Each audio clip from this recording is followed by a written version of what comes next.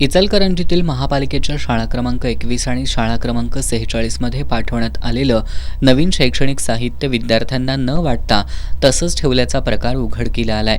ही माहिती शिक्षण सभापती विद्या साळुंखे यांना समजल्यानंतर त्यांनी अचानक या दोन्ही शाळांना भेट देऊन पाहणी केली। पाहणी दरम्यान या शाळांमध्ये मोठ्या प्रमाणात नवीन शैक्षणिक साहित्य पडून असल्याचं निदर्शनाला आलं। विद्यार्थ्यांना तात्काळ उपयोगात येण्यासारखं साहित्य असूनही ते वाटप न केल्यानं शिक्षण सभापती साळुंखे यांनी नाराजी व्यक्त केली। यावेळी उपमहापौर अनिल डाळ्या आणि शिक्षण समितीच्या उपसभापती पूनम माळी यांनीही संबंधित शिक्षकांना धारेवर धरलं। शासन विद्यार्थ्यांच्या शैक्षणिक प्रगतीसाठी विशेष सुविधा आणि साहित्य उपलब्ध करून देत असताना त्याचा योग्य लाभ विद्यार्थ्यांपर्यंत पोहोचत नसल्याबद्दल त्यांनी तीव्र शब्दात संताप व्यक्त केला। भविष्यात अशा प्रकारचा निष्काळजीपणा किंवा दुर्लक्ष आढळून आल्यास संबंधितांवर कठोर कारवाई करण्यात येईल असा इशाराही त्यांनी दिला।